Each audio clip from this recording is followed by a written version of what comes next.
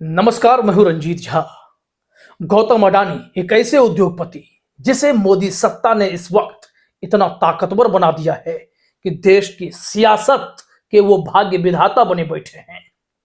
गौतम अडानी के खिलाफ उठने वाली हर एक आवाज को खामोश कर देने की मुहिम से छेड़ दी गई है, फिर चाहे इसके लिए किसी सांसद की सांसदी ही क्यों ना छीननी पड़ जाए, या फिर वो सरकार जो बीजेपी की नहीं है लेकिन गौतम अडानी के प्रोजेक्ट में बाधा बनकर भी खड़ी है, जो गौतम अडानी की सुन भी नहीं रही है, तो उस सरकार को भी गिराने की पूरी कोशिश शुरू कर दी गई है।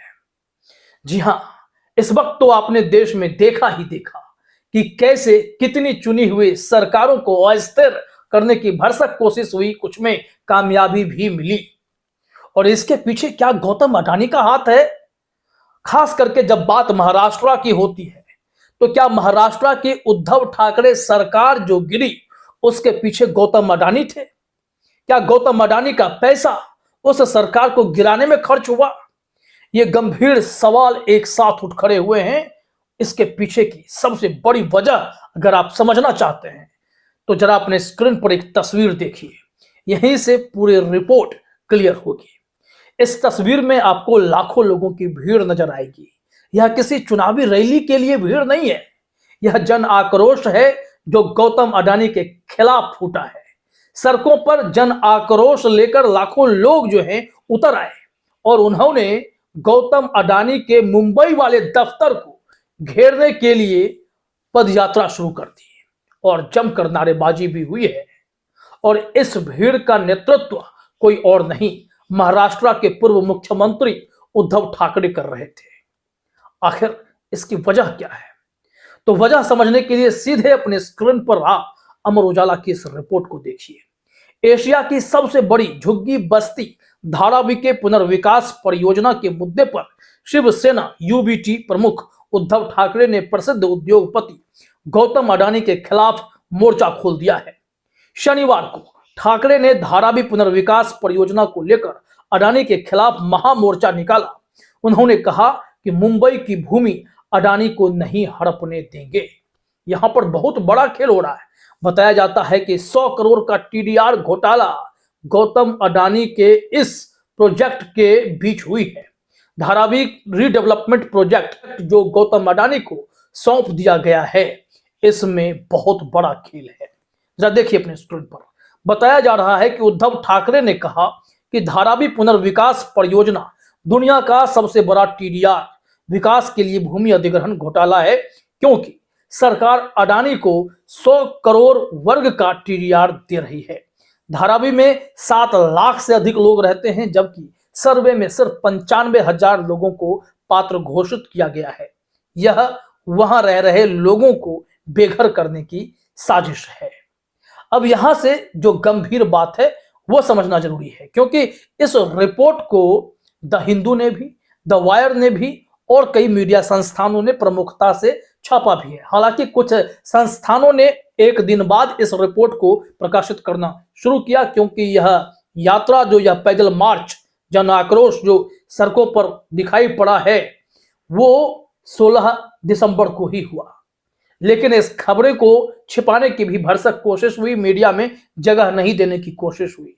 लेकिन इतने बड़े जनसैलाब को देखने के बाद कोई मीडिया कैसे इस खबर को पचा पाता? सो बात सामने आ गई। और जैसे ही यह बातें देवेंद्र फडणवीस को, एकनाथ शिंदे को पता चली, तो इन लोगों ने उद्धव ठाकरे पर आरोप लगा दिए कि ये जो है टीडीआर लॉबी से सुपारी लेकर इस तरीके के मार्च निकाल रहे हैं, विरोध प्रदर्शन कर रहे हैं। जो गौतम अडानी की मुंबई दफ्तर को घेरने के लिए भीड़ निकली है उस पर सवाल खड़े कर रहे थे। लेकिन ये भूल गए कि यह पहली बार है कि पॉलिटिशियंस के अलावा देश की जनता भी गौतम अडानी के खिलाफ सड़क पर उतरी है। इसमें समझना होगा कि जो हमने बातें कही हैं कि क्या महाराष्ट्र की सरकार गिराने में गौतम अडानी का पैसा लगा, यह आरोप उद्धव ठाकरे ने क्यों लगाया है? दरअसल जो यह धारावी प्रोजेक्ट है यह गौतम अडानी को मिला, तो इस पर बीजेपी ने यह आरोप लगाया कि यह प्रोजेक्ट तो खुद उद्धव ठाकरे ने ही गौतम अडानी को दिया। तो उद्धव ठाकरे भड़क उठे। उन्होंने कहा कि यह प्रोजेक्ट देवेंद्र फडणवीस जब मुख्यमंत्री थे तब ही दिया गया था और यह मेरे नेतृत्व में नहीं हुआ है और यह कहीं ना कहीं बड़ी साजिश है और बड़ा घोटाला भी है। जरा देखिए, आप यहां पर बताया जा रहा है, उद्धव ने कहा कि अब आपको समझ में आ गया होगा कि उनकी सरकार क्यों गिराई गई और किसने गद्दारों के लिए 50 खोखे 50 करोड़ रुपए विमान और होटल के प्रबंध किए। मुख्यमंत्री एकनाथ शिंदे पर निशाना साधते हुए कहा कि उन्हें 50 खोखे कम पड़ गए होंगे, इसलिए धारावी का सौदा करने चले हैं। उद्धव ने प्रधानमंत्री नरेंद्र मोदी, उप मुख्यमंत्री देवेंद्र फडणवीस को भी निशाना बनाया।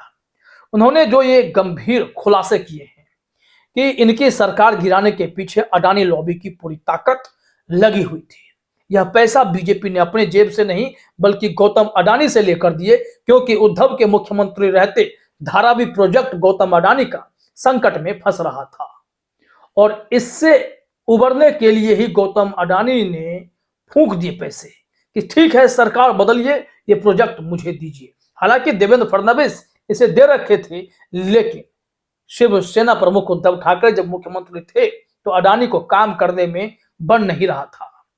और यहां पर देखिए, जैसे ही शिंदे मुख्यमंत्री बने, इस प्रोजेक्ट पर जो है गौतम अडानी ने अपना काम आगे करना शुरू किया, लेकिन औने पौने तरीके से। और इसी को लेकर इस वक्त धारावी की जनता, लाखों जनता सड़कों पर उतरकर प्रदर्शन करने लगी। अब इस मामले में हम आपको दिखाते हैं, टाइम्स नवभारत ने इस संबंध में लिखा है कि ठाकरे ने प्रधानमंत्री नरेंद्र मोदी और महाराष्ट्र के मुख्यमंत्री एकनाथ शिंदे पर भी इस मार्च के दौरान निशाना साधा। उद्धव ठाकरे ने धारावी से बांद्रा कुर्ला कॉम्प्लेक्स, जहां अडानी रियल्टी का मुंबई कार्यालय स्थित है, तक पैदल मार्च निकाला। इसके बाद एक सभा को संबोधित किया। उद्धव ने क्या कुछ कहा है जरा देखिए। ठाकरे ने कहा, आपके पास कागज कलम और कार्यालय हो सकता है, लेकिन याद रखें कि हमारे पास सड़कें हैं। अडानी और उनके पीछे के लोगों को भीड़ देखनी चाहिए। मैं समझ नहीं पा रहा हूं, आप अडानी के खिलाफ कुछ भी कहते हैं, प्रतिक्रिया अडानी समूह की ओर से नहीं बल्कि बीजेपी की ओर से आती है। उन्होंने कहा कि यह सबसे बड़ा घोटाला है। इसमें क्या कुछ जानकारी दी गई है जरा देखते चलिए। उद्धव ठाकरे ने आगे कहा कि वो विकास विरोधी नहीं है। भाजपा उनके नेतृत्व वाली एमवीए सरकार के दौरान बिल्डरों के समर्थन में लिया गया एक भी फैसला दिखाए। ठाकरे ने कहा, पुलिस कर्मियों, सफाई कर्मचारियों और मिल श्रमिकों को घर मिलना चाहिए।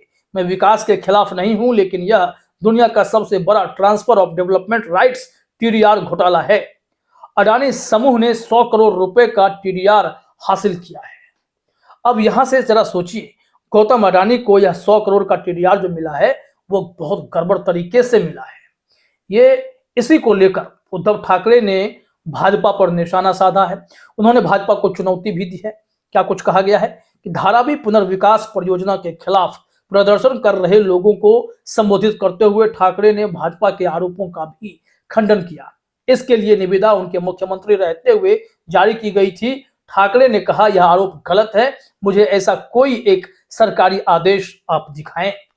उन्होंने खुलकर इस मामले में आपत्ति जाहिर कर दी है कि यह खेल बहुत बड़ा है, पैसे की बंदरबाट होगी और शिंदे तो बस एक रिमोट कंट्रोल्ड मुख्यमंत्री हैं। असल में देवेंद्र फडणवीस के पास पूरी ताकत है। वो इस ताकत के सहारे वो गौतम अडानी को क्या मुंबई का यह सबसे बड़ा धारावी प्रोजेक्ट सौंप देना चाहते हैं। तो जरा सोचिए कि किस कदर पॉलिटिकल ताकत इस फिराक में लगी हुई है कि गौतम अडानी को दिक्कत ना हो, खासकर 2024 तक तो बिल्कुल भी दिक्कत ना हो, क्योंकि बीजेपी को मिशन 2024 भी पूरा करना है और इसके लिए गौतम अडानी उनकी सबसे बड़ी जरूरत है।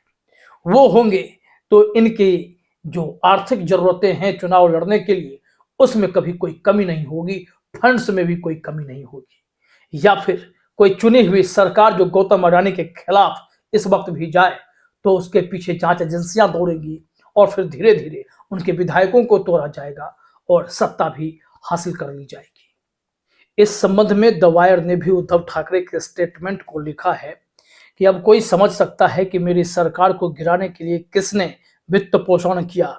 शिवसेना के साथ भाजपा अपने दोस्तों की मदद नहीं कर सकी, इसलिए मेरी पार्टी टूट गई और उसका चुनाव चिन्ह चोरी हो गया, ठाकरे ने कहा। और यहाँ बीजेपी का कहना है कि यह तो उद्धव ठाकरे का किया हुआ है।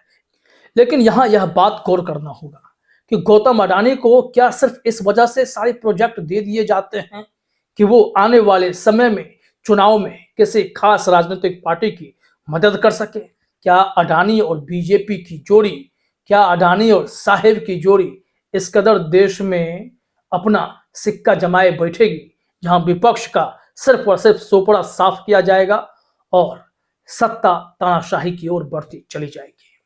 फिलहाल इस वीडियो में इतना ही। आप सभी का हमसे जुड़ने के लिए बहुत बहुत धन्यवाद।